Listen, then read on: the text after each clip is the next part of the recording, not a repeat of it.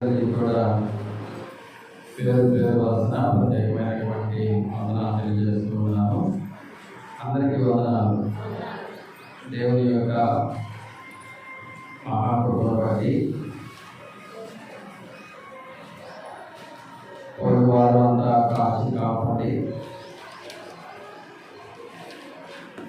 ఇప్పటి వరకు మనలో సజీవులతో వచ్చినటువంటి దేవునికి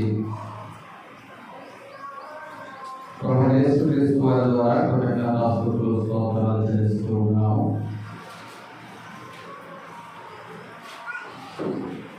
ఈ ఉదయకాలపు ఆరాధన కార్యక్రమంలో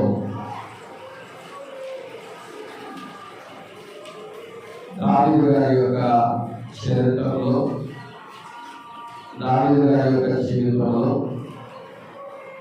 దావీదు గారి యొక్క అనుభవాల నుంచి కొన్ని పాఠాలు మనం నేర్చుకుందాము. సమూయేలు గారు రాసినటువంటి మొదటి గ్రంథము 18వ అధ్యాయము 10వ వచనం దగ్గర నుంచి 30వ వచనం వరకు మనము కానీ పరిశీలన చేసినట్లయితే సమూయేలు గారు రాసినటువంటి మొదటి గ్రంథము 18వ అధ్యాయము 9 వరకు కొన్ని వారాలు చెప్పాను. సమూయేలు గారు రాసినటువంటి మొదటి గ్రంథము 18వ అధ్యాయము 1 నుంచి 9 వచనాలు కొన్ని వారాలు చెప్పాను. 10వ వచనం దగ్గర నుంచి 30వ వచనం వరకు ఉన్నటువంటి సందర్భాలను మనము పరిశీలన చేయగలిగితే, సౌలు దావీదుని చంపాలనుకున్నాడు. ఏం చేయాలనుకున్నాడా? సౌలు దావీదు గారిని చంపాలనుకున్నాడు. చంపాలనుకోవడానికి గల కారణాలు ఏంటయ్యా అంటే చాలా పెద్ద పెద్ద కారణాలు లేవు. చాలా పెద్ద పెద్ద కారణాలు లేవు. ఒక మనిషిని చంపాలయ్యా అంటే ఒక చిన్న చిన్న చిన్న మాటే వాళ్ళిద్దరి మధ్య ఏమైందయ్యా అంటే హత్యకి దాకా దారితీసిందంట. ఏంటయ్యా అంటే ఆ మాట ఏంటయ్యా ఏంటయ్యా అంటే 18వ అధ్యాయము 7వ వచనంలో ఉన్నటువంటి మాట, ఆ స్త్రీలు గాన ప్రతిగానములు చేయించు వాయించు సౌలు వేల కొలది, దావీదు 10,000 కొలది శత్రువులను హతము చేసిరని ఆ మాట ఏం కలదంట. సౌలు ఇంపుగా ఉండనందున దావీదుని ఏం చేయాలనుకున్నాడయ్యా అంటే చంపాలనుకున్నాడంట. మామూలుగా అయితే పెద్ద పెద్ద ఆస్తి తగాదాలు కానీ లేకపోతే రియల్ టైంలో రకరకాలైనటువంటి వైవాహిక లైంగిక సంబంధమైనటువంటి కారణాలు కానీ ఏమీ లేవు. కానీ ఆ ఒక్క చిన్న మాట ఏమైందయ్యా అంటే ఆ హత్యకి దారితీసింది అన్నమాట. ఏ మాట సౌలుకు 1000 కొలది దావీదుకు 10,000 కొలది అనేటువంటి మాట సౌలుకు ఇంపుగా ఉండనందున దావీదుని ఏం చేయాలనుకున్నాడయ్యా అంటే చంపాలనుకున్నాడంట. మనం కూడా అప్పుడప్పుడు దూరం తెలిసి చాలా మందిని చాలా రకాలు ఏమంటా ఉంటాం అయ్యా అంటే అంటా ఉంటాం అనమాట. ఆ మాట హృదయంలోకి వెళ్తే ఆ మాట ఖచ్చితంగా గుర్తు పెట్టుకుంటే ఆ మాట ఎప్పటికైనా ఎక్కడికైనా ఏం చేసింది అనమాట, దారి తీసింది. మాటే చాలా చాలా చాలా ప్రమాదం అన్నమాట. అందుకనే ఏమని చెప్పాడయ్యా అంటే నాలుక అగ్నియే అన్నాడు అనమాట. ఏమన్నాడు? నాలుక అగ్నియే అన్నాడు అనమాట. కాబట్టి వచ్చేటువంటి మాట మనకి సంతోషంగానే ఉంటుంది. 10 మాటలు అన్నాడే అనుకోవచ్చు. కానీ ఆ మాటను ఏం చేస్తుంది అనమాట, ఆ తరతరాలు దాన్ని ఏం చేస్తుంది అంటే రిపీట్ చేస్తూ ఉంటుంది అనమాట. ఆ రోజు ఆ మాట అన్నావు కదా, ఆ రోజు ఆ మాట అన్నావు కదా, ఆ రోజు ఆ మాట అన్నావు కదా అని హృదయం ఏం చేస్తూ ఉంటుంది అంటే దానికి బాగుంది అనమాట. కాబట్టి ఆ స్త్రీలు అన్నటువంటి ఆ మాట ఏ మాట అంటే దావీదుకి 10,000 కొలది సౌలుకు 1000 కొలది అనేటువంటి మాట సౌలుకి ఏం చేయలేదంట, నచ్చలేదంట, ఇంపుగా ఉండలేదంట. అప్పటి నుండి ఏమనుకున్నాడంట 9వ వచనంలో, నా నాట నుండి సౌలు దావీదు మీద ఏం చేశాడంట? విషపు చూపు నిలిపాడంట. ఆ సమయం కోసం వస్తా ఉందన్నమాట. ఏంటంటే ఇతను ఇప్పుడే ఇంత వయసులోనే 17 సంవత్సరాల్లోనే 18 సంవత్సరాల్లోనే స్త్రీలందరి చేత పొగడబడుతున్నాడు. నన్ను తగ్గిస్తున్నారు, ఆయన వెంచుతున్నారు. ఇక ఉండే కొన్ని ఏం పోయింది అంటే సింహాసనం పోయింది, అధికారం పోయింది, కుర్చీ పోయింది, రాజ్యం పోయింది అని చెప్పేసి ఏం చేశాడయ్యా అంటే దావీదును చంపాలనుకున్నాడట. దేనికోసం చంపాలనుకుంది? మామూలుగా అయితే పిల్లల కోసం తల్లిదండ్రులు చాలా ప్రయత్నాలు చేస్తూ ఉంటారు అన్నమాట. అలా చేస్తున్నటువంటి క్రమంలో సౌలుకు పుట్టినటువంటి యోనాతాను రాజు కావాలన్నమాట. ఎవరు కావాలి? యోనాతాను రాజు కావాలన్నమాట. కానీ యోనాతాను రాజు స్థానం నుంచి ఏమయ్యాడనమాట? తప్పుకున్నాడు. ఇప్పుడు రాజ్యాధికారం ఎవరికి ఇస్తారనమాట? దావీదుకి ఇస్తారు. ఈ మాట ఎక్కడుందనమాట? మనసులో పెట్టుకున్నాడు. ఎవరు? సౌలు. రాజ్యాధికారం అనేది ఎవరికి రావాలి అంటే నా తదనంతరం నా కొడుకు, నా కొడుకు అనంతరం నా మనవడికి, మనవడానంతరం ఆడపిల్లలకి రావాలని కోరుకుంటాడు. కానీ ఈడేంది అసలు రాజుగా ఉండకుండా పోతాడని చెప్పేసి యోనాతాను మీద కోపమే, అటు కొడుకు అయినటువంటి దావీదు మీద కోపమేనమాట. ఇది దేనికోసం? సింహాసనం పోతుందేమో, అధికారం పోతుందేమో, కుర్చీ పోతుందేమో, రాజ్యము నా నుండి చేద్దానిపోతుందేమో అని చెప్పేసి ఆలోచన చేసి ఏం చేశాడనమాట? అసలు దావీదునే లేకుండా చేస్తే పోయింది అనుకున్నాడంట. అనుకుని ఏం చేశాడయ్యా అంటే ఒకనొక రోజున సౌలు గారి మీదకి దురాత్మ వస్తే, దురాత్మ పట్టినటువంటి ఆ దురాత్మను విడిపించడానికి దావీదు మంచి వైద్యాన్ని అందిస్తాడు. ఆ వైద్యం ఏందయ్యా అంటే సంగీతం అన్నమాట. సంగీతానికి రాడు గరుది అంటారు కదా. ఆ మాట ఎక్కడి నుంచి వచ్చిందనమాట? సౌలు ఎప్పుడైతే దురాత్మ పట్టి ఆ ఇంటిలో ఏది పడితే మాట్లాడుతూ ఉన్నాడో అప్పుడు దావీదు వచ్చి వేడ పట్టుకుని ఏం చేస్తూ ఉంటాడు అనమాట? వాయిస్తా ఉంటే ఆ దురాత్మ పోయి సౌలు ఏమవుతాడు అనమాట? శాంత దేవత అవుతాడు అనమాట. అలాగా దురాత్మ వచ్చి సౌలుని ఆవహించినప్పుడు అయ్యా దావీదు గారు, మా రాజు గారు దురాత్మ బట్టి ఇంట్లో పడి ఉన్నాడు, వచ్చి కొంచెం అయ్యయ్యా అని కాలే ఆ వేడ తీసుకొని వచ్చి ఆయన ఆ దురాత్మ పట్టి ఉంటే పిచ్చి పిచ్చిగా మాట్లాడుతూ ఉంటే చక్కగా ఏం చేస్తున్నాడు అనమాట? వాయిస్తున్నాడు అనమాట. వీణ వాయించేటప్పుడు మీరు ఎవరైనా చూడండి, చాలా చాలా చాలా కాన్సన్ట్రేషన్గా వాయిస్తారు. వీణ అంటే ఎట్లా పడితే అట్లా వాయించేది కాదు. ఆ మ్యూజిక్ వాయిద్యాలు ఉంటాయి కదా, ఆ వాయిద్యాలన్నీ కూడా వేరుగా వాయించవచ్చు. ఫుల్ డ్రమ్ అంటారు కదా, 6, 7, 8 ఉంటాయి కదా, వాటిని మనం ఎట్లా కొట్టచ్చు, ఏం కాదనమాట. అదే ఈ కంచెలు ఉంది చూడ, ఎట్టైనా కొట్టచ్చు అనమాట. కానీ వేణ వాయించేటప్పుడు అది ఎలా వాయించాలన్నమాట? చాలా కాన్సన్ట్రేషన్గా వాయించాలి. రెండోది ఏంటయ్యా అంటే నువ్వు వాయించేటువంటి వ్యక్తి ఎవరయ్యా అంటే రాజుగారి ముందు వాయిస్తున్నావు. కాబట్టి దావీదు గారు ఆ వీణను పట్టుకుని వాయిస్తూ ఉంటే దురాత్మ చిన్నగా వెళ్ళిపోతా ఉంటే సౌలుకు వెలుగు వచ్చేమనుకున్నాడు అంటే వీడు దొరికేడు. ఎవరు? దావీదు. తప్పాలనుకున్నాడు కదా. చక్కగా వైద్యం చేస్తున్నటువంటి రాజుగారు బాగుపడాలనుకుని రాజుగారు మేలుకొని వీణ వాయిస్తూ ఉంటే ఆ సౌలులో ఉన్నటువంటి దురాత్మ పోయి ఏమొచ్చిందయ్యా అంటే ఇప్పుడు దొరికాడు, ఒక్కసారి తీసుకెళ్తే చచ్చిపోతాడని చెప్పుకొని చేతుల్లో రాజదండం ఉంటే రాజదండాన్ని ఏం చేశాడంట? అలా 2 సార్లు వేసాడంట. కానీ దావీదు ఆ 2 సార్లు కూడా ఏం చేస్తున్నాడంట? తప్పించుకున్నాడు. సమూయేలు గారు రాసినటువంటి మొదటి గ్రంథం 18వ అధ్యాయము, సమూయేలు గారు రాసినటువంటి మొదటి గ్రంథం 18వ అధ్యాయము 10, 11 వచనాలు చదువుకుందాము. 11 వచనాలు. మరునాడు దేవుని యొద్ద నుండి దురాత్మ సౌలు మీదకి బలముగా వచ్చినందున అతడు ఇంటిలో భ్రమగా మాట్లాడుతుండగా దావీదు నూటులాగా వేడ చేత పట్టుకుని వాయించెను. అప్పుడు సౌలు చేతిలో ఒక ఏంటంటే ఈట కాదు, ఈట ఉండదు అనమాట. ఏముందంటే రాజధాని ఉండింది అనమాట. రాజుల చేతిలో పట్టుకునేటువంటి రాజధాని ఉండింది అనమాట. కానీ ఈయనేమని రాశారనమాట, ఈట అని రాశారు, కానీ రాజధాని అనమాట. దావీదును పొడిచి గోడకు బిగించుదనుకొని సౌలు ఆ ఈటను విసిరను, అయితే అది తగలకుండా దావీదు 2 మార్లు తప్పించుకోలేను. ఏం చేశాడంట? 2 సార్లు తప్పించుకున్నాడంట. అంత కాన్సన్ట్రేషన్ లో కూడా వీణ వాయిస్తా ఉంటే ఏం చేశాడంట? తప్పించుకున్నాడంట. కారణం ఏందయ్యా అంటే దావీదు బుద్ధి కాదు, దావీదు బలం కాదు, దావీదు జ్ఞానం కాదు. ఏంటయ్యా అంటే ఎవరైనా చెబుతారా? ఇంకా ఒక మాట చెప్పండి.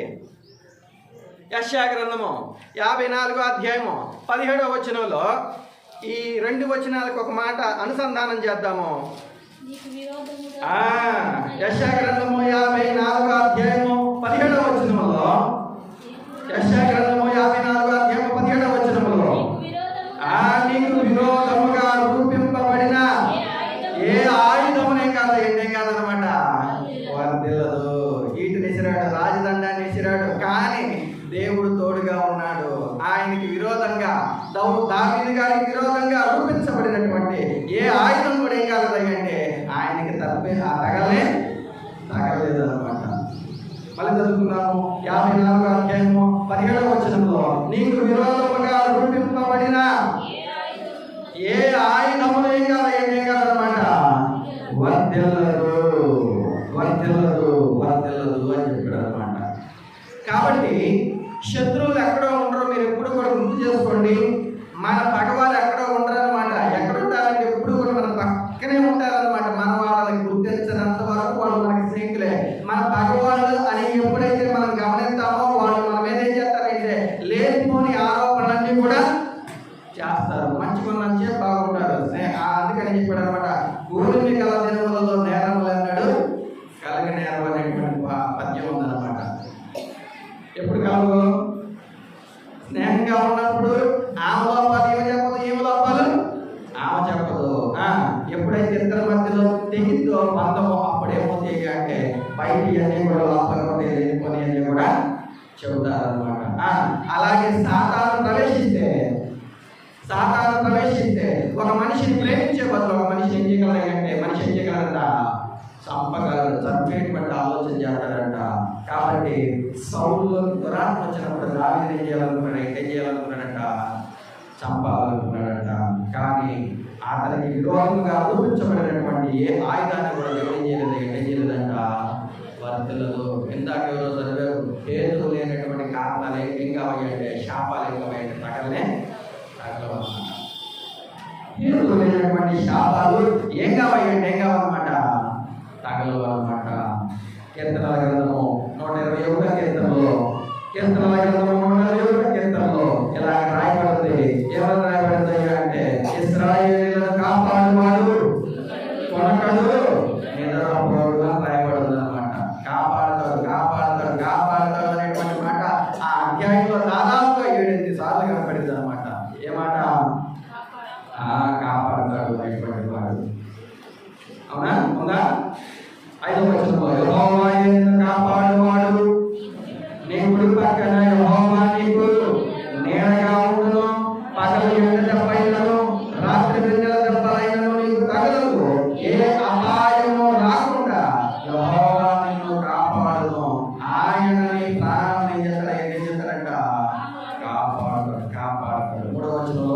3వ వచనంలో ఆయన నీ పాదమును తొట్టిల్లనీయడు. కాబట్టి శత్రువు ఎంత గొప్పవాడైనా, శత్రువు ఎంత బలవంతుడైనా, శత్రువు ఎంత తెలివైన వాడైనా సరే దేవుని తోడు మనకు ఏం చేయలేడు? మనల్ని జయించలేడు. మనల్ని చంపాలనుకున్న వాళ్ళు మన ఎదుగుదల ఏం చేస్తారంటే ఖచ్చితంగా కాంక్షిస్తారు. నేను ఎంత నాశనం చేయాలనుకున్నా కానీ ఈ శత్రువు ఏం చేస్తారంటే దేవుడు తనకి ఇష్టమైనటువంటి ప్రవర్తన కలిగి ఉంటే దేవుడు అతను ఏం చేస్తారనమాట? వర్ధిల్ల చేస్తారనమాట. ఉదాహరణ చెప్తున్నాను. యోసేపుని అన్నదమ్ములు ఏం చేయాలనుకున్నారంట? చంపాలనుకున్నారు. యోసేపుని ఏం చేశారయ్యా అంటే ఐగుప్తుకి చంపేశారు.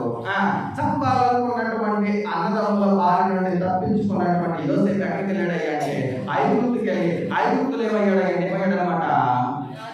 ప్రధాన అయ్యాడు. అంతేనా? ఏమయ్యాడు? ప్రధాన అయ్యాడు అనమాట.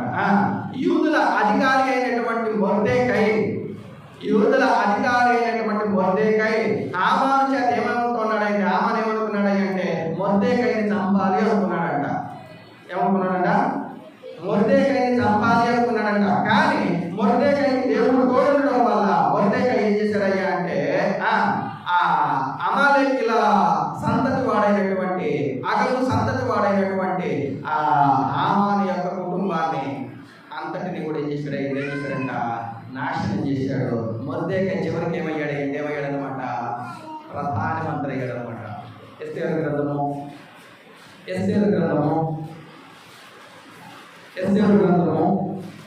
10వ అధ్యాయము 10వ అధ్యాయము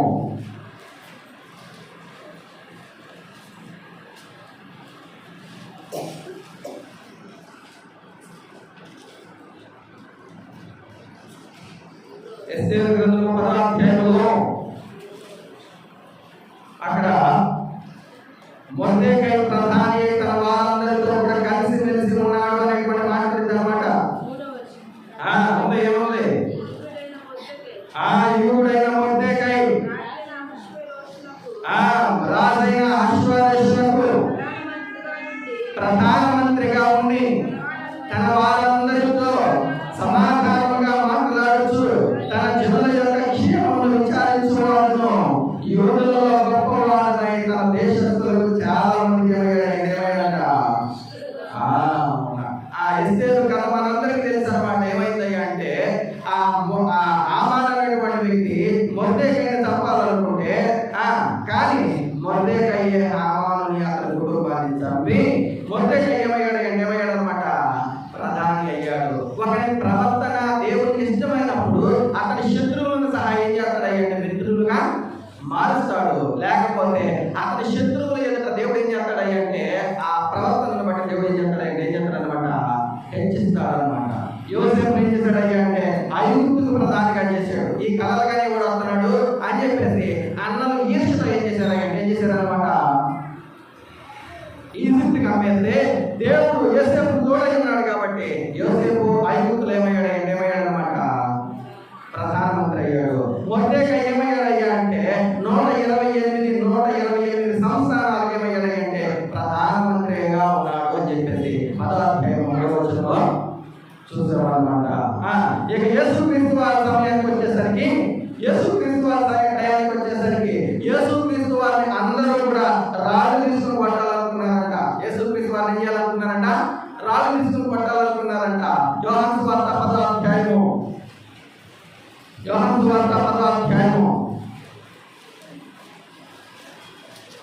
38వ వచనంలో, యోహాను సువార్త 10వ అధ్యాయము 38వ వచనంలో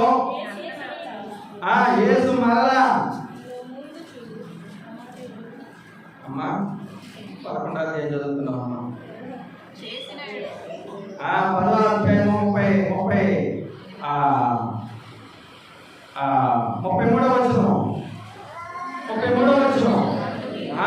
అందుకు యూదులు నీవు మనుషుడవై ఉండి దేవుడిని చెప్పుచున్నావు గనుక దేవుడు చేసినందుకే నిన్ను రాళ్ళతో కొట్టుచున్నామని అన్నారంట.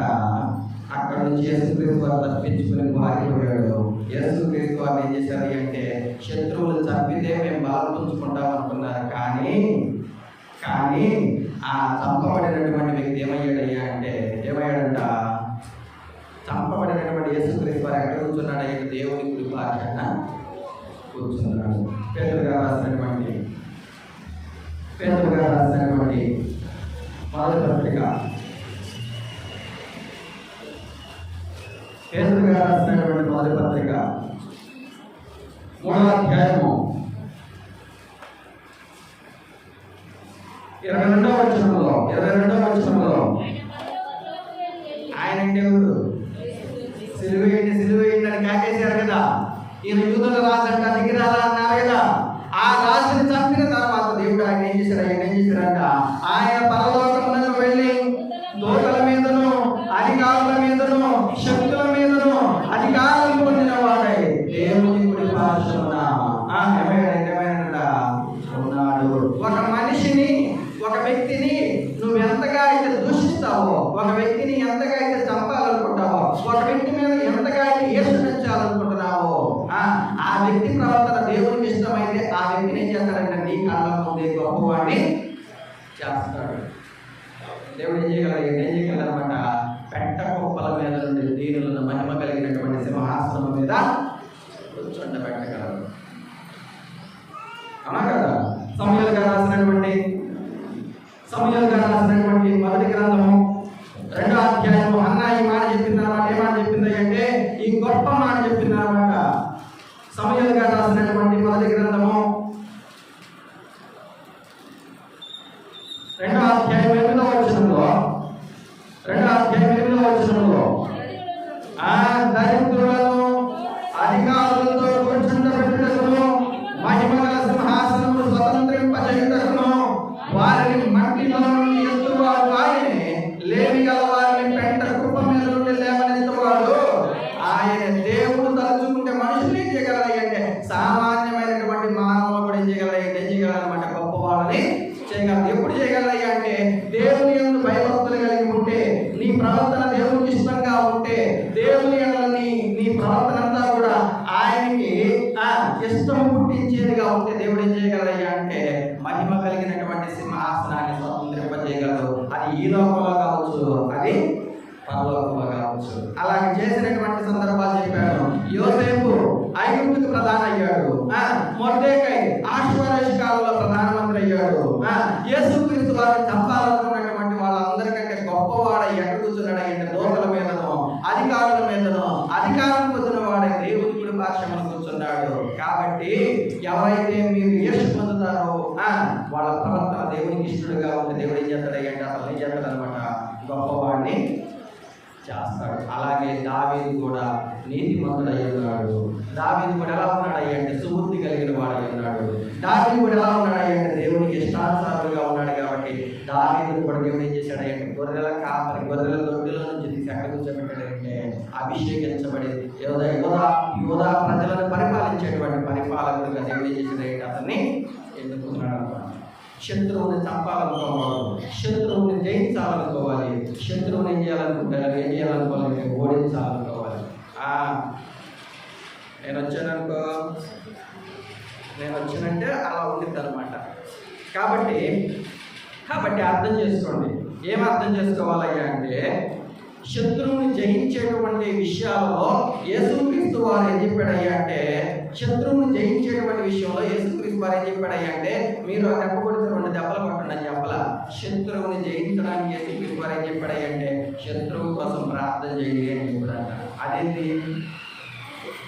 శత్రువుని జయించేటువంటి ఓడించేటువంటి నియమ నిబంధనలో లోకంలో చాలా మంది చక్రవర్తులు, అధికారులు, రాజులు ఏం చెప్పారయ్యా అంటే శత్రువుని చంపాలి అని చెప్తే యేసుక్రీస్తు వారు ఏం చెప్పాడంట, మీ శత్రువుకి ఏం చేయాలంట, ప్రార్థన చేయాలి. రోమిలికి రాసినటువంటి పత్రిక పౌలు గారు ఏం చెప్పారో చూద్దాం. రోమిలికి రాసినటువంటి పత్రిక పౌలు రాసినటువంటి పత్రిక రోమాలో ఉన్నటువంటి సంఘస్థులకి పౌలు గారు రాసినటువంటి పత్రిక 12వ అధ్యాయంలో చివరి వచనాల్లో 12వ అధ్యాయంలో చివరి వచనాల్లో చివరి నుంచి 2వ వచనం దగ్గర నుంచి చదవండి. 19వ వచనం ప్రియులారా మీకు మీరే ప్రకటించుకొనక దేవుని ఉగ్రతకు చోటియుడి, పగ తీర్చుట నా పని, నేనే ప్రతిఫలించునని ప్రభువు చెప్పుచున్నాడని రాయబడి ఉన్నది. కాబట్టి నీ శత్రువు ఆకలి కొని ఉంటే అతనికి భోజనము పెట్టుము, దప్పిక కొని ఉంటే దాహమిమ్ము. అలాగూ చేయుట వలన శత్రువు తల మీద నిప్పులు కుప్పగా పోయిందువు. కీడు వలన జయింపబడక మేలు చేత కీడుని ఏం చేయాలంట, జయించండి. యేసుక్రీస్తు వారు కూడా అదే చెప్పాడు. తన వెంట సిలువ వేయండి అని కేకలేస్తున్నటువంటి కొరడాలతో కొడుతున్నటువంటి కిరీటం పెట్టినటువంటి ప్రజల వైపు చూసి, తండ్రి మీరేమి చేస్తున్నారు, కాబట్టి శత్రువుని జయించేటువంటి విషయంలో యేసుక్రీస్తు వారి తీరు ఎలా ఉందయ్యా అంటే ఎలా ఉందన్నమాట వేరుగా ఉంది. మన తీరు ఎలా ఉంటుందయ్యా అంటే ఈరోజు నేను నువ్వు తేలిపోవాలి, ఉంటే నువ్వన్నా ఉండాలి లేదా నేనన్నా ఉండాలి అన్నట్టుగా ఉంటుంది.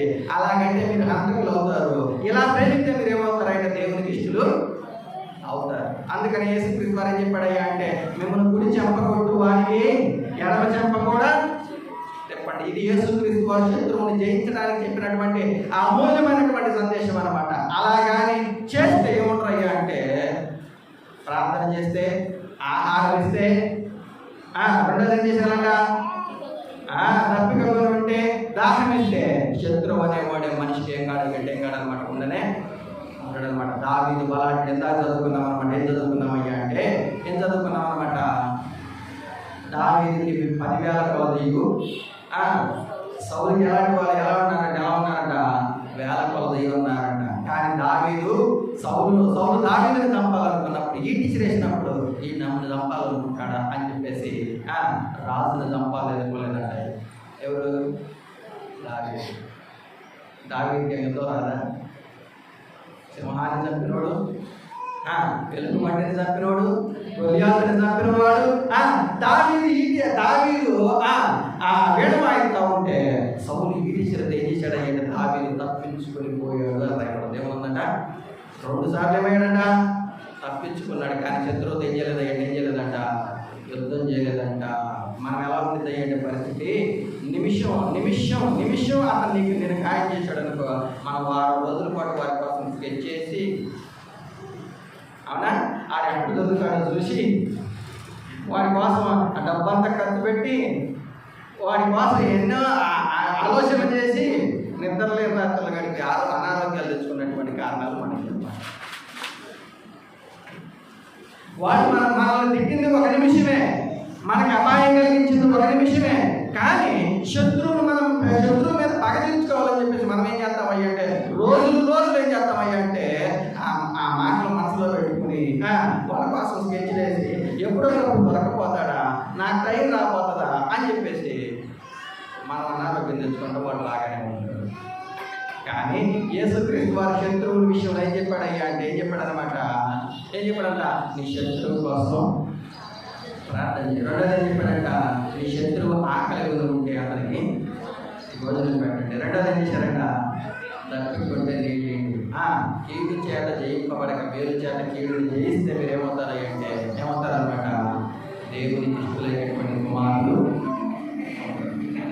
కాబట్టి అలాగే దావీదు ఏం చేశాడయ్యా అంటే చంపాలని తెలిసినా కానీ చంపే అవకాశం ఉన్నా కానీ చంపే విధానం తెలిసినా కానీ ఏం చేయలేదు అంటే దావీదు ఏం చేయలేదంటే సౌలుని చంపకుండా వెళ్ళిపోయాడంట. సమూయేలుగా రాసినటువంటి మొదటి గ్రంథము 18వ అధ్యాయము 11వ వచనంలో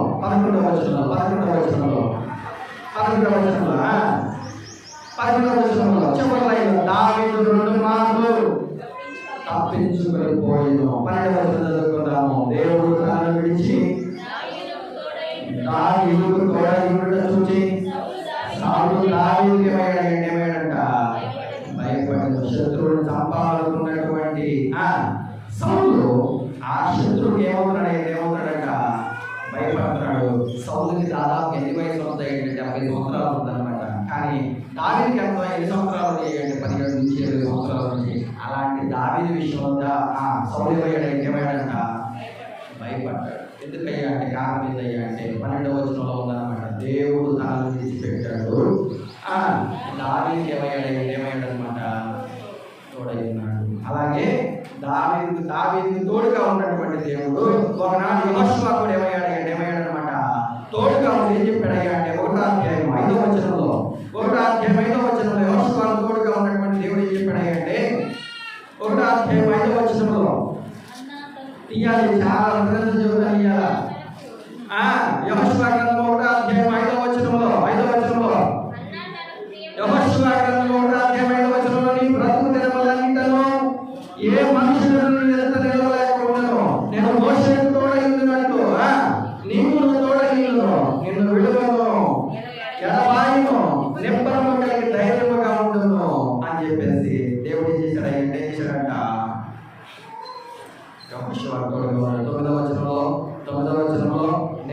ఆజ్ఞాపించి ఉన్నాను కదా, నెమ్మదము కలిగి ధైర్యముగా ఉండుము, దిగులు పడకము, చెడ్డము, నీవు నడిచే మార్గం అంతటిలో నీ దేవుడైన యెహోవా నీకు తోడుగా ఉన్నాడు, నీకు తోడుగా ఉన్నాడు.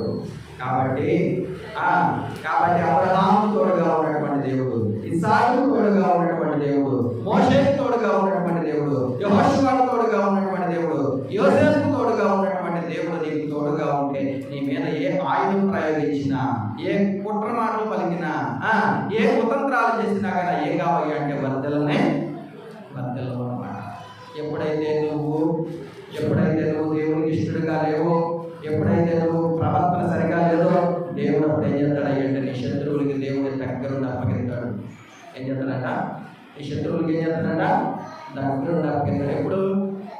ఎప్పుడు దేవుడికి ఇష్టడుగా లేకపోతే. కాబట్టి ద్వితీయోపదేశకాండము 28వ అధ్యాయము, ద్వితీయోపదేశకాండం 28వ అధ్యాయము, ద్వితీయోపదేశకాండము 28వ అధ్యాయము, 28వ అధ్యాయము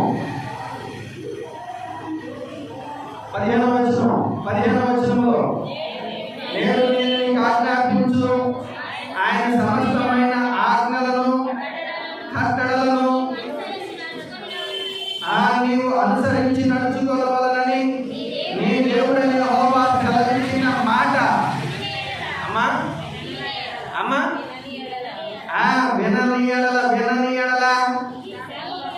ఈ శాపములన్నీ నీకు సంభవించును. దేవుడే ఖచ్చితంగా అప్పగిస్తాడు అన్నమాట. ఎప్పుడు ఈ కట్టడలను గైకొనకపోతే, ఆయన ఈ ప్రవర్తన ఆయనకి ఇష్టం లేకపోతే ఎలా ఉంటుందంట? దేవుడే తీసుకెళ్ళి శత్రువులకి అప్పగిస్తాడంట.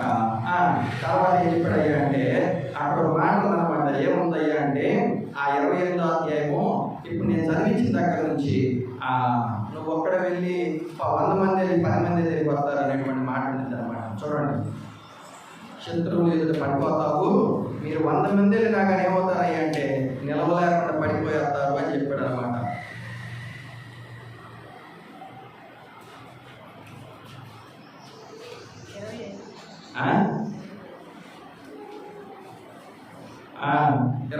ఇరవై ఐదో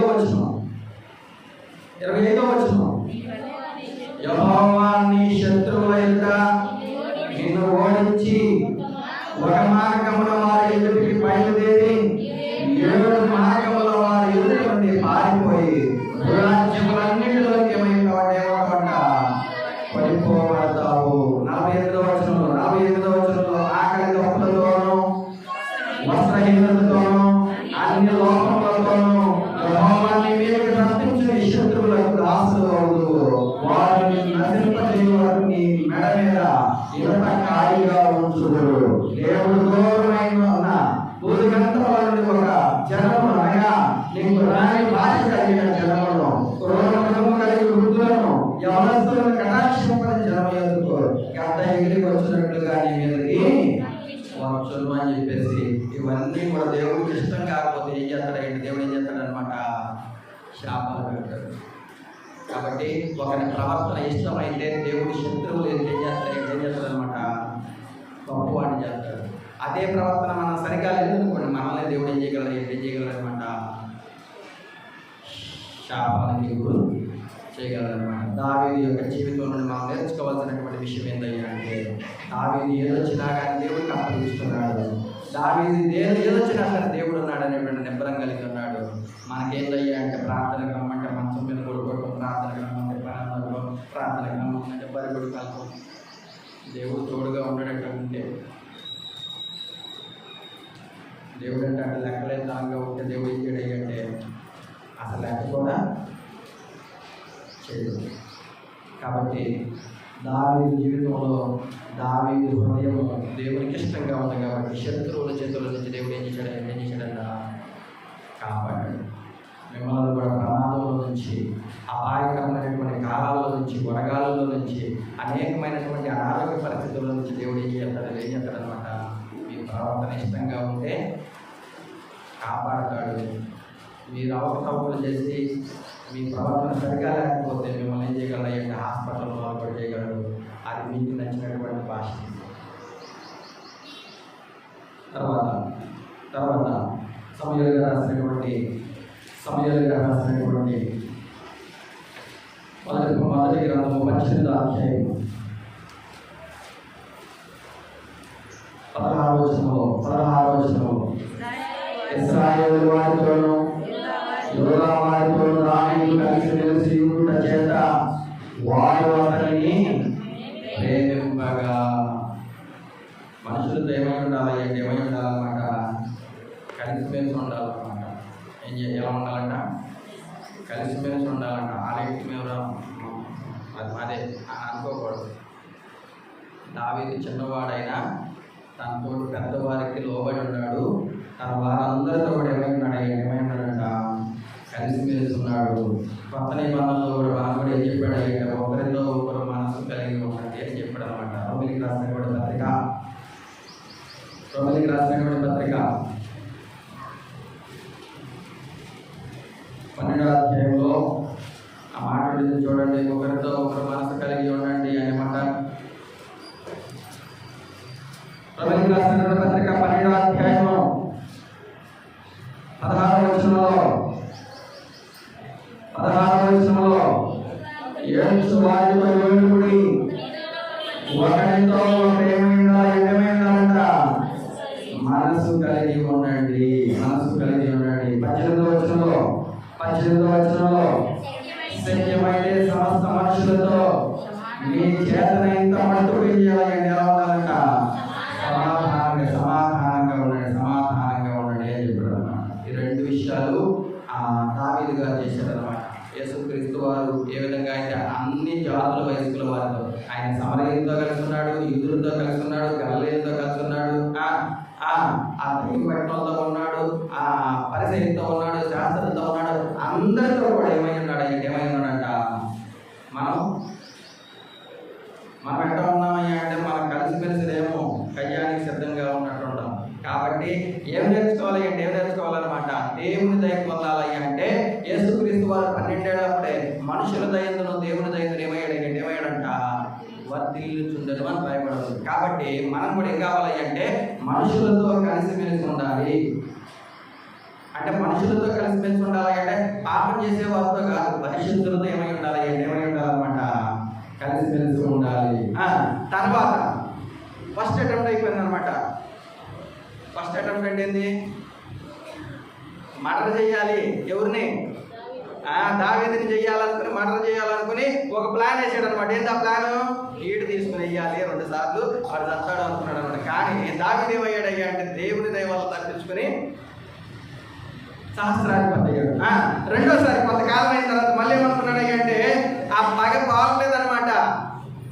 ఆ కుర్చీ పోయింది, ఆ రాజ్యం పోయింది, నేను ఓడిపోతానేమన్నటువంటి ఆలోచనతో, దావీదుని చంపాలనుకున్నటువంటి ఆలోచనతో ఏం చేశాడయ్యా అంటే రెండో ప్లాన్ వేసాడు అనమాట. ఎవరు,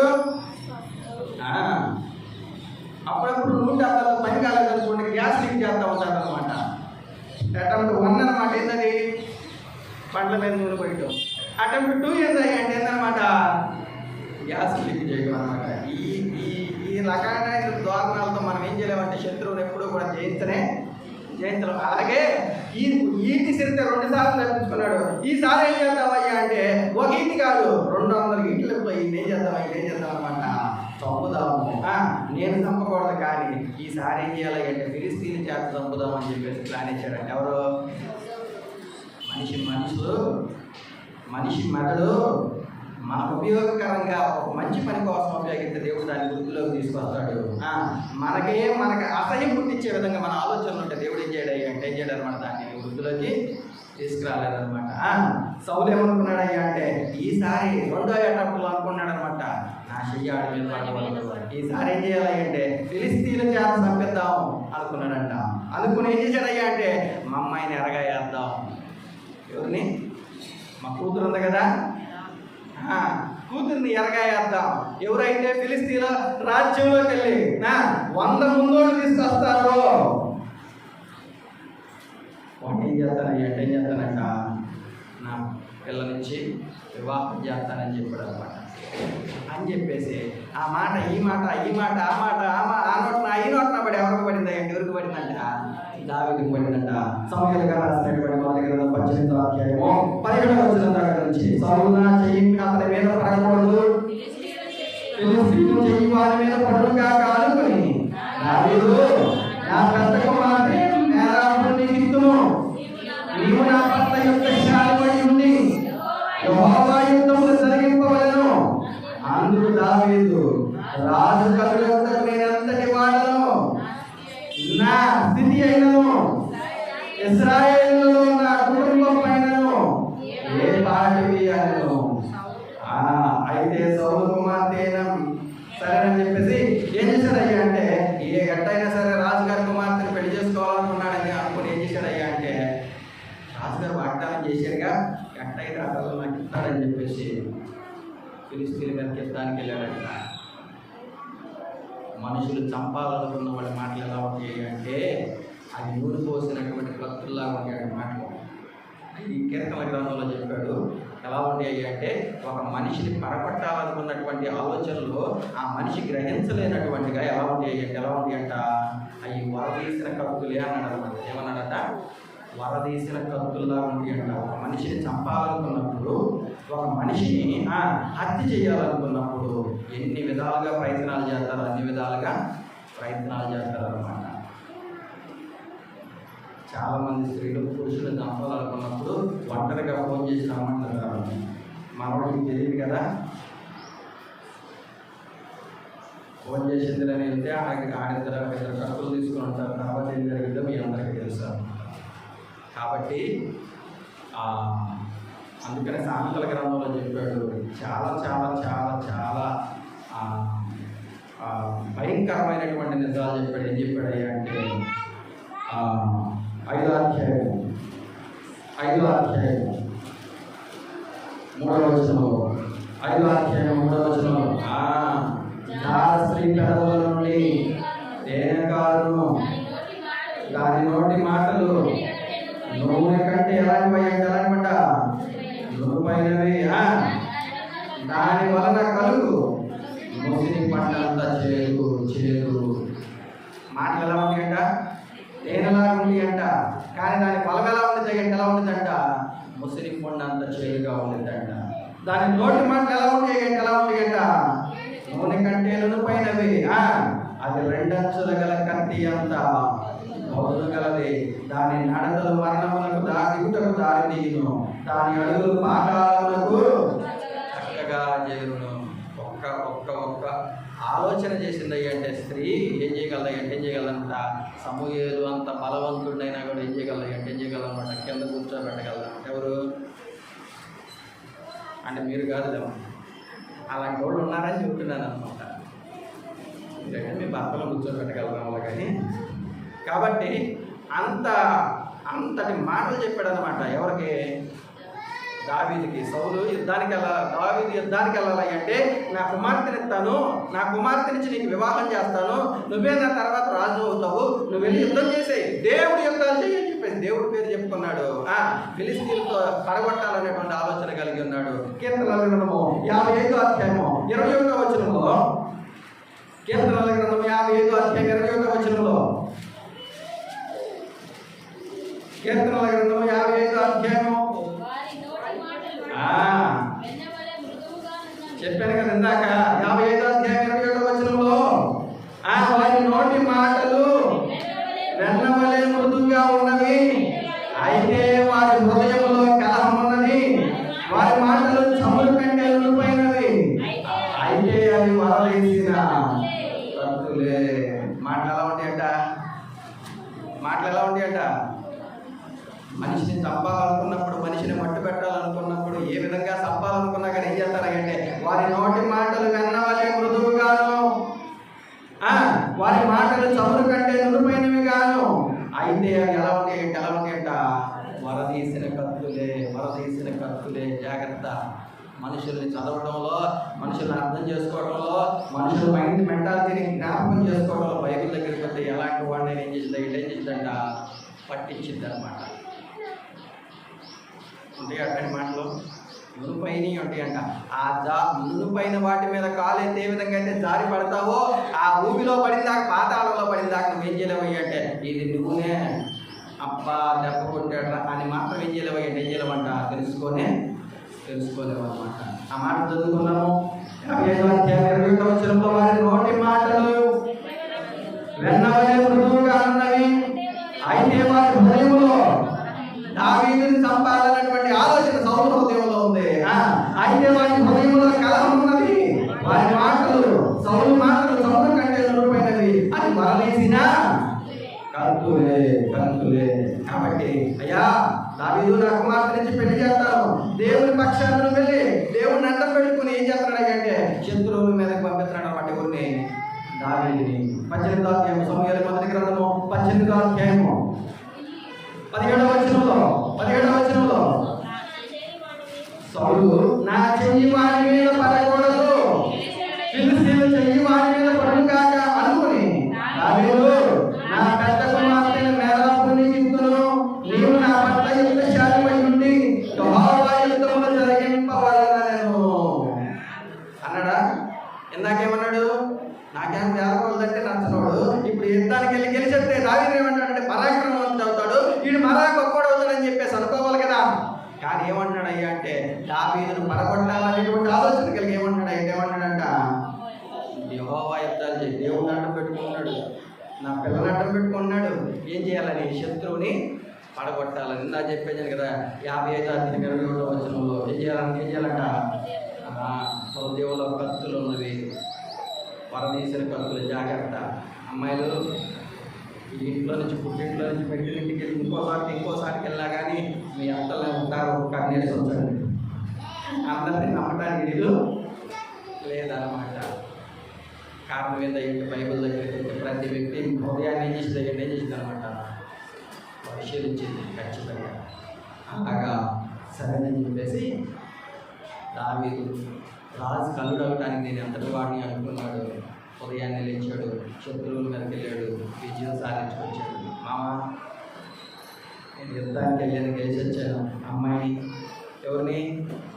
మేరాబుని మీ కూతురు నుంచి నాకు పెళ్లి చేస్తానన్నావు కదా, యుద్ధం గెలిచి వచ్చాను, మేరాబును నాకు ఇచ్చి పెళ్లి చేస్తానన్నావుగా, చెయ్యమంటే ఆయన ఏం చేశాడయ్యా అంటే ఈసారి శారీరకంగా దెబ్బ కొట్ల, మనసు మీద కొట్టాడు. దేని మీద కొట్టాడు? మనసు మీద కొట్టాడు. ఎలా ఇచ్చాడయ్యా అంటే 19వ వచనంలో అయితే సౌలు కుమార్తె అయిన మేరాబును దావీదుకి ఇవ్వవలసి ఉండగా సౌలు ఆమెను మహారాజుడైన అద్రియేలుకి ఇచ్చి పెళ్లి చేశాను. ఇందాకేమో ఈటీసిరాడు, అది తగలేదు. ఇప్పుడు వేసింది ఆడ తగిలింది అంటే ఆడ తగిలింది అనమాట, మనసుకి తగిలింది. శత్రువులు కొట్టాలి అంటే రెండు, ఒకటి శారీరకంగా కొట్టచ్చు, రెండోది మానసికంగా కొట్టచ్చు అనమాట. శారీరకంగా కొట్టింది తగలకపోగా ఎలా కొట్టాడంట మానసికంగా కొట్టాడు. ఆ అమ్మాయిని ఎంత ఇష్టపడి ఉంటాడు ఎవరు? దావీదు. అందుకని ఫిలిష్తీయులు అంటే చాలా చాలా చాలా బలవంతులు. ఫిలిష్తీయుల మీద ఒక్కళ్ళు వెళ్ళాలి అంటే ఏం చాలయ్యి అంటే గుండె చాలదు. కానీ రాజు కలుడు అవ్వాలని, ఆ అమ్మాయిని ప్రేమించి వివాహం చేసుకోవాలని, ఎట్లయినా యుద్ధం గెలవాలని చెప్పేసి వివాహం చేసుకోవచ్చు అనుకుంటే సౌలు తెలివైనడు కదా, ఏం చేశాడంట దావీదు పెళ్లి చేసుకోవాల్సినటువంటి అమ్మాయిని వేరే వాడికి చేయించాడు. ఏం చేశాడంట దావీదు మన వచ్చింది. మేరాబు నాకు ఇస్తానని రాజే వాగ్దానం చేశాడు, మాట తప్పాడు అని మనసులో ఎంతో ఏమై ఉంటాడు అనమాట. ఉండిపోయాడు. ఈ బాధ మర్చిపోయి అంతా బాగానే ఉండాలి, ఎలాగోలాగా ఉద్యోగం చేస్తున్నావు, సహస్రాధిపతి అయ్యాను కదని మళ్ళీ ఉద్యోగానికి వెళ్తే మళ్ళీ కొంతకాలానికి ఏమన్నాడు అయ్యా అంటే మళ్ళీ ఇంకో ప్లాన్ వేసాడు అనమాట. ఎన్నో ప్లాన్ నెంబర్ 3. ఏమనుకున్నాడంట 20వ వచనంలో అయితే తన కుమార్తె అయినా రెండో అమ్మాయి, ఫస్ట్ అమ్మాయినేమో వేరే వాళ్ళకి పెళ్లి చేశాడు. ఇప్పుడేమన్నాడు అంటే దావీదు ఏదో తప్పైపోయిందిలే, ఈ అమ్మాయిని కాదు చిన్న అమ్మాయి ఉంది, చిన్న అమ్మాయి నుంచి పెళ్లి చేస్తాను అని చెప్పి మళ్ళీ ఏం చేశాడంటే ఫిలిష్తీయుల మీద పెద్దానికి వెళ్ళి చదువుకుందాము. 20వ వచనం అయితే తన కుమార్తె అయిన మీకాలు దావీదు మీద ప్రేమ కలిగి ఉండగా సౌలు విని సంతోషించి ఆమె అతనికి ఉరిగా ఉండునట్లును, ఫిలిష్తీయుల చెయ్యి అతని మీద ఉండునట్లును నేను ఆమెను అతనికి ఇస్తున్నానుకుని, ఇప్పుడు నీవు మరి యొక్క దాని చేత నా కన్నులు కొనుక్కొని దావీదుతో చెప్పి తన సేవకులను పిలిపించి, మీరు దావీదుతో రహస్యముగా మాట్లాడి రాజుని ఇష్టం కలిగి ఉన్నాడు, అతని సేవకులందరూ నీ ఎడల స్నేహంగా ఉన్నారు కాబట్టి నీవు రాజుకు అల్లుడు కావాలని చెప్పవాలని ఆజ్ఞయించాడు. సౌలు సేవకుల మాటలను బట్టి దావీదుతో సంభాషింపగా దావీదు, నేను దరిద్రుడనై ఎన్నిక లేని వాడనే ఉండగా రాజుకు అల్లుడు అపవిషయమై మీకు రోజున అని వాడుతూ అనగా సౌలు సేవకులు దావీదు పలికిన మాటలు అతనికి తెలియజేసి 25వ వచనంలో, అందుకు సౌలు ఫిలిష్తీయుల చేత దావీదును పడగొట్టవలన తాత్పర్యం కలిగిన వాడై రాజు కట్నం కానీ కోరక రాజు శత్రువుల మీద పగ తీర్చుకోవాలని ఫిలిష్తీయుల 3 ముందోడు కోరుతున్నాడని దావీదుతో చెప్పుకోలేను. మామూలుగా అయితే ఈ రోజుల్లో కాబట్టి అబ్బాయిలు కట్టబడుతున్నారు. ఏమంటున్నారు? ఏం చేసుకోవడానికి? పెళ్లి చేసుకోవడానికి. ఆ రోజుల్లో ఏం జరిగేది అయ్యా అంటే అబ్బాయిలే అమ్మాయిలకి ఏం చేసేవాళ్ళు? ఏం చేసేవాళ్ళంట? కట్నం ఇచ్చేవాళ్ళు అనమాట. మీ అందరికీ తెలిసినటువంటి బాగా తెలిసినటువంటి విషయం ఏంటయ్యా అంటే, అబ్రహాము దాసుడైనటువంటి ఎలియాజరు ఇస్సాకుకి తన భార్యను తీసుకురావడానికి వెళ్ళినటువంటి శారను రెబెకా దగ్గరికి వెళ్ళినప్పుడు ఏం చేశాడంటే, బంగారపు కడిగలు అవన్నీ ఇచ్చి ఆమె ఏం చేశాడంట? తీసుకొచ్చాడు. అంతేనా? ఇప్పుడు కూడా దావీదు పెళ్లి చేసుకోవాలి అంటే ఏం చేయాలి అంటే, రాజుకి ఏమి ఇవ్వాలంట? కట్నం వేయాలి. కట్నం వేయాలి అంటేనేమో రాజుకి ఇచ్చే అంత దగ్గర నా దగ్గర లేదు, ఈ అమ్మాయినేమో వదులుకోలేను, ఏం చేయాలి అంటే అప్పుడు దావీదు దగ్గరికి కొంతమంది రాయబారులు పంపాడంట. అంటే దావీదు నువ్వు కట్నం వేయాల్సిన అవసరం ఏముంది? ఆ ఫిలిష్తీయులను కొట్టి 100 మందిని తీసుకురా, ఆ అమ్మాయిని పెళ్లి చేస్తాడంట అన్నాడంట. అనగానే ఉదయాన్నే లేచాడు, ఫిలిష్తీయుల దగ్గరికి వెళ్ళాడు. 100 అంటే 200 మందిని తీసుకొచ్చాడంట. ఏం చేశాడంట? ఎంతమందిని తీసుకురమ్మన్నాడు? 100 మందిని తీసుకురమ్మంటే ఎంతమందిని చంపి తీసుకొచ్చాడు అంటే ఎంతమందిని తీసుకొచ్చాడంట? 200 మంది ముందోళ్ళని తీసుకొచ్చి రాజుకు అల్లుడికి కావలసిన లెక్క పూర్తి చేసి సౌలుకి అప్పగించాడంట. 27వ వచనంలో గడువు దాటక మునిపే లేచి తన వారితో పోయి ఫిలిష్తీయులలో 100 మందిని అంటే 200 మందిని హతము చేసి వారి ముందోళ్ళను తీసుకుని వచ్చి రాజు అల్లుడికై కావలసిన లెక్క పూర్తి చేశాడు. చేసిన తర్వాత ఏం జరిగిందంట? సౌలు తన కుమార్తె అయిన మేకాలు అతనికి ఇచ్చి చేశాడు. దీని వెనకాల కూడా కుట్ర ఉందన్నమాట. ఇదే వెనకాల ఇందాక పిల్లనిద్దన్నమా వేరే వాళ్ళకి ఇచ్చి పెళ్లి చేశాడు, ఇప్పుడు పిల్లలిచ్చి పెళ్లి చేశాడు. కానీ ఏం చేశాడు అయ్యా అంటే, దావీదు ఎప్పుడైతే కనపడతావో నీ భర్తను చంపని చెప్పి పంపించాడు. ఎవరికి? శత్రువులు అంత తక్కువ అంచనా ఏమాకండి. బైబిల్ చదువుతూ ఉంటే ఎన్నో అద్భుతాలు, ఆహా ఎంత బాగుండిద్దా అనుకుంటుంది అనమాట. ఏంటది? రాజకీయం జరిగిపోతుంది. రాజకీయం చాలా చిన్నదే, కానీ బైబిల్లో చాలా చాలా పెద్ద రాజకీయాలు ఉంటాయి అనమాట. ఇందాక ఇస్తానన్న కుమార్తెనేమో మనసు మీద కొట్టాడు, ఇప్పుడు ఇస్తానన్న కుమార్తెను ఏం చేశాడంట? ఒక ఆయుధంగా మలచి ఏం చేశాడయ్య అంటే దావీదు ఇంటికి పంపించాడంట. కానీ మేకాలు చాలా చాలా చాలా మంచిది. ఎంత మంచిదయ్యా అంటే, మా నాన్నకి నీకు శత్రువులు ఉండొచ్చు, కానీ నువ్వు నా భర్తవి కాబట్టి ఆమె ఏం చేసిందయ్యా అంటే నా భర్తను ప్రేమించాలని చెప్పేసి ఏం చేసిందంట? ప్రేమించిందంటే ఎవరు? నానేసినటువంటి ఎత్తులు పసిగట్టలేనంత చిన్నది కాదనమాట. ఎవరు? మేకాలు. నాన్న చంపమన్నాడు, చంపితే నేను ఎదవరాళ్ళు అవుతాను, ఆయన బతికించుకుంటే నేను సుమంగిలిగా పోతానని చెప్పేసి ఎవరిని కాపాడుకుందంట? అది కాపాడుకోవాలన్నమాట. అవునా కదా? 28వ వచనంలో దేవుడు దావీదుకు తోడుగా ఉండుటయు తన కుమార్తె మేకాలు అతనిని ప్రేమించుటయు సౌలు చూసి దావీదుకు మరి ఎక్కువగా భయపడి ఎల్లప్పుడూ దావీదు మీద విరోధముగా ఉండిన అమ్మాయి టైం వచ్చినప్పుడు ఏమన్నానా? అడుంటే మన రాజ్యానికి మంచిది కాదని చెప్పానా? ఆయన చెబుతా ఉంటే ఈ అమ్మాయి ఏం చేసింది అంటే ఆయన ప్రేమకు బద్దుడైపోయి, ఎవరి ప్రేమకి?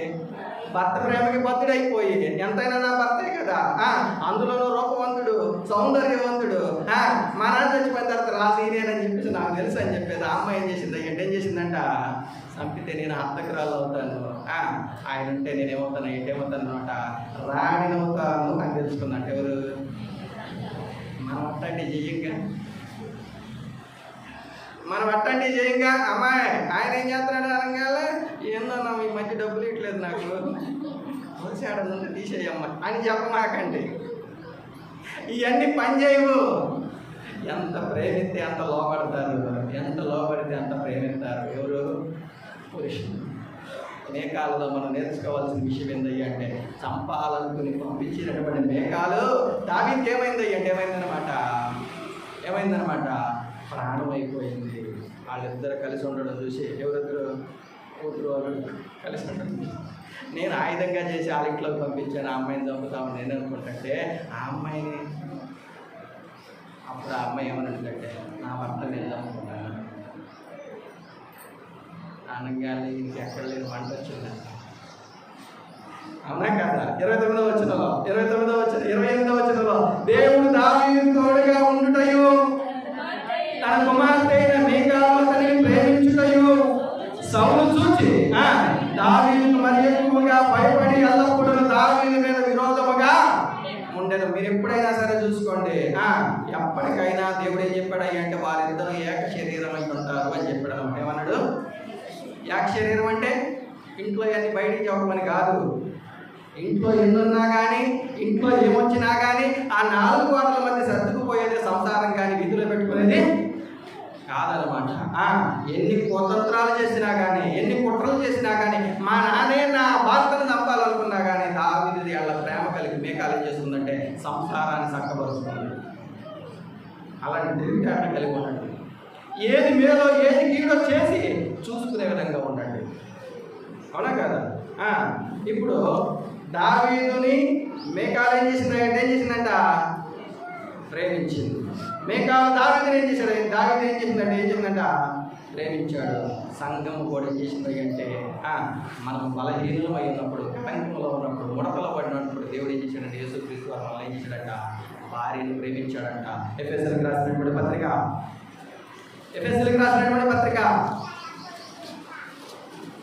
5వ అధ్యాయము, ఎఫెసీయులకు రాసినటువంటి పత్రిక 5వ అధ్యాయం 22వ వచనం దగ్గర చదువుకుందాము.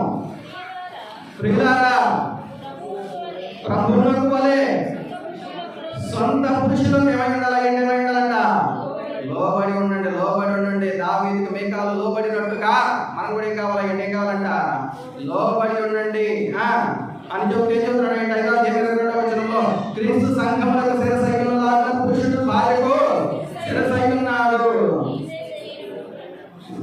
అని చెప్తే ఏం చెప్తున్నాడు అయ్యా అంటే, 25వ వచనంలో, పురుషులారా మీరును మీ భార్యలను ప్రేమించుడి, అటువలే క్రీస్తు కూడా సంఘమును ప్రేమించి అది కళంకమైనను మొడటైనను అట్టిని మరి ఏదైనను లేక పరిశుద్ధమైనది గాను నిర్దోషమైనది గాను మహిమగల సంఘము గాను తన ఎదుట దానిని నిలవబెట్టుకోవాలని వాక్యముతో ఉదక స్నానము చేత దానిని పవిత్రపరిచి పరిశుద్ధపరచుకొనుటకై దాని కొరకు తాను అప్పగించుకొనెను. మీకు అర్థం కావాలంటే ఒక మంచి విషయం చెబుతాను. ఏం చెబుతానయ్యా అంటే, ఎన్నిసార్లు దావీదుని చంపాలనుకునేది ఒకసారి ఆలోచించుకోండి. కానీ దావీదు ప్రేమను చూసి ఏమైందయ్యా అంటే, మేకాలు ఏమైందనమాట? మారిందనమాట. భర్తలు మారుతారు ఖచ్చితంగా, స్త్రీలు మారుతారు ఖచ్చితంగా. ఏం కావాలన్నమాట? లోబడి ఉండడం, ప్రేమించడం చూస్తే దావీదు శత్రువుగా మేకాలు ఇస్తే, మేకాలు ఏమైందనమాట? భర్తకు లోబడింది. సంఘము కూడా దేవుడికి ఒకప్పుడు క్రీస్తుకు వ్యతిరేకంగా ఉంటే సంఘాన్ని ఏం చేసుకున్నాడు అంటే, క్రీస్తు ప్రభు వారు ఏం చేసుకున్నారంట? మార్చుకున్నాడు. ఉందా లేదా? 25-27 వచనాల, అటువలే క్రీస్తు కూడా సంఘమును ప్రేమించి అది కళంకమైనను మొడతైనను అట్టిని మరి ఏదైనను లేక పరిశుద్ధమైనది గాను నిర్దోషమైనది గాను మహిమగల సంఘము గాను ఆయన తన ఎదుట దానిని నిలవబెట్టుకునవలెనని ఎంతో మునిగుంటే, ఎంతో మస్తుంటే మనలో దాన్ని తీసివేసి మనల్ని చేసుకున్నాడంటే మనల్ని ప్రేమించేవాడిగా చేసుకున్నాడంట. ఎవరు? యేసుక్రీస్తు వారు. భార్యలను మార్చుకోవాల్సినటువంటి బాధ్యత ఎవరి మీద ఉందా? ఎవరి మీద ఉందనమాట? భర్త మీద ఉంది. భర్తలు మార్చుకోవాల్సినటువంటి భార్య ఎవరి మీద ఉంది? బాధ్యత ఎవరి మీద ఉందా? ఎవరి మీద ఉందంట?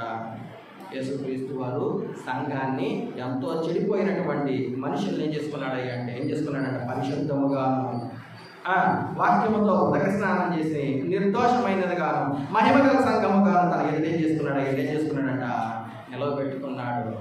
అంతటి సమర్థుడు యేసుక్రీస్తు వారు. పాత నిబంధన గ్రంథంలో దావీదు అంత సమర్థుడు అనమాట. ఎవరు మార్చుకున్నాడు? శత్రువు కూతురైనటువంటి మీకాలని పెళ్లి చేసుకుని ఏం చేసుకున్నాడు అనమాట? మార్చుకున్నాడు. బొసలు కొట్టే పావును ఏం చేసుకున్నాడంట? లోపరుచుకున్నాడు. అలా సంసారం సాగిపోతుంది. మిగతాది ఎప్పుడు చెప్పుకుందాం. సంసారం సాగిపోతా ఉంది. ఇప్పుడు అలా అవదో. ఇది నేను చెప్పాను కదా, 2 సంవత్సరాలు పట్టింది. ఎవరి చరిత్ర? దావీదు చరిత్ర. ఎన్ని అటెంప్ట్లు జరిగినాయి దావీదు మీద? 3 అటెంప్ట్లు జరిగినాయి. ఒకసారి ఈటేసాడు, 2 సార్లు ఈటేసాడు, తప్పించుకున్నాడు. రెండోసారి మానసికంగా దెబ్బ కొట్టాడు. ఎవరిని ఇస్తామని? పెద్ద కుమార్తెని ఇస్తామని. రెండోసారి కూడా అదే చేసాడు ప్రయత్నం, ఎవరిని ఇస్తానని. దావీదు ఈసారి ఏం చేసుకున్నాడంటే భార్యని నిలబరుచుకున్నాడు, భార్యని ప్రేమించాడు. తద్వారా ఏమైందంటే మన మంచి భార్యగా ఉందన్నమాట. చివరి వచనాలు చదువుతున్నాం. 1 సమూయేలు గ్రంథము 18వ అధ్యాయము 30వ వచనం చివరి లైన్లో దావీదు బహు వివేకము కలిగి ప్రవర్తించుచు. పురుషులారా ఈ మాట అర్థం చేసుకోండి. దావీదు బహు వివేకము కలిగి ప్రవర్తించుచు రాగా సౌలు సేవకులందరికంటే అతని పేరు బహుగా ప్రసిద్ధికి ఎక్కాను.